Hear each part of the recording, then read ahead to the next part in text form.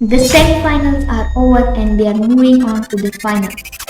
World number 2 Liren, who has recently qualified for the candidates, has beaten the current world champion Magnus Carlsen in the semi-finals of the Chessable Masters 2022. And in the second matchup between Pragnanda and Anishigiri, their game went into the tiebreaks. Stick around until the end of this video to see what happened in their game.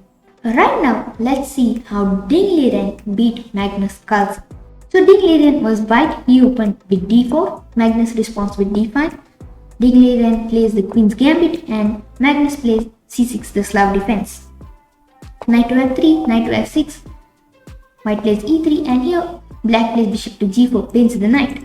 There is another variation where he play e6 and put the bishop on b7, but Magnus prefers to go bishop g4. h3, white immediately removes the bishop, and now black plays e6. Maybe Magnus didn't like this bishop to be behind the light square pawns, so he exchanged it with the knight. Knight c3, now both sides will just develop their pieces. Black also develops his knight, knight bd7, bishop d3, and here black pins this knight. Now he's not going to take it because if he does, then he'll have to play against these two bishops, and he will have two knights, so white will be better. White just castles, black also castles. Rook d1, rook e8, queen to e2. Black plays queen to e7, he connects his rooks, and white also develops his final minor piece and connects the rooks. a6, bishop to e1, an interesting idea by white. Maybe he wants to move his pawn and then control these diagonals. Rook a d8, rook a c1, and eventually black doesn't take the knight and he just goes back. White plays c5, black has to take his bishop back, and now white plays f4. So he pushes his pawn, now his bishop will come, and maybe there will be g4, f5 also. Here black plays bishop to a5, which is an inaccuracy. If he wanted, he could have just gone bishop to a5 here first only. But now this gives more moves for white. Now white has advanced 2 pawns, c5 and f4, and black has just wasted 3 moves just getting his bishop to a5, and white is slightly better. And white also gets a discard attack, so he wins a pawn. And here this pawn is unprotected, but you cannot take it because your rook is unprotected and you lose it. So black just moves his rook out of the way. And now white plays rook to c3. He uses a little trick. Here again you cannot capture the pawn because after queen takes e3, rook takes e3, there will be bishop into h7 and you lose the rook. It's a discovered attack. So black just plays knight to f8. He will just try to maneuver his knight and get it on a good square, because here it was not doing much, it was just controlled by these pawns. Knight f8, rook b3. Now white finds a weakness, that is b7, and will try to attack it. Knight e6, queen f3, queen d7, bishop to e1. Now he'll shift his bishop to this diagonal because it was not doing much on this diagonal. Knight to d8, rook b6. Now white will try to get his rook on this file and attack the pawn. Black plays knight to e4, bishop c2, f5, and he follows his plan. He goes rook d3, knight to f7. Black is just moving his pieces and looking for an active position. White plays rook db3 and now attacks the pawn. Black will try to defend it.